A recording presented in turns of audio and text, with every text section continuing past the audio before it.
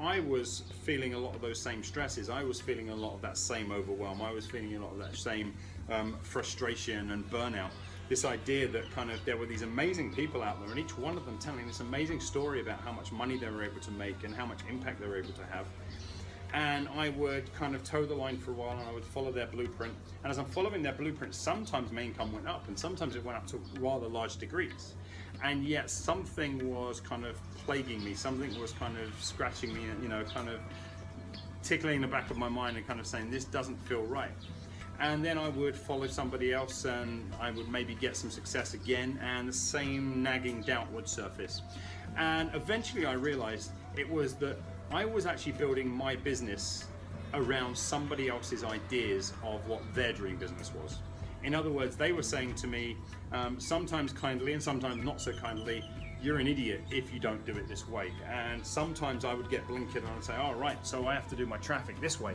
And sometimes I would get blinkered and say, all right, I've got to do my ads like this, and I've got to do my funnels like this. And don't get me wrong, there's nothing wrong with following someone who is masterful in any area, like following their advice and taking that advice and really running with it.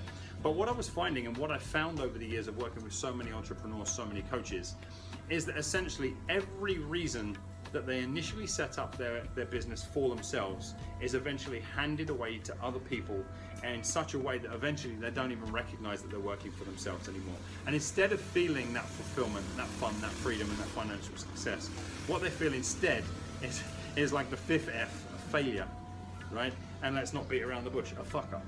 So a lot of people feel like failures and fuck ups because they forget what is perhaps the most important aspect of coaching. And that is that there's no one size fits all, and that ultimately people have to be able to do things in a way that most resonates with them, that most makes them feel good, and that most leaves them feeling like they have control and influence over their situations. There's something happening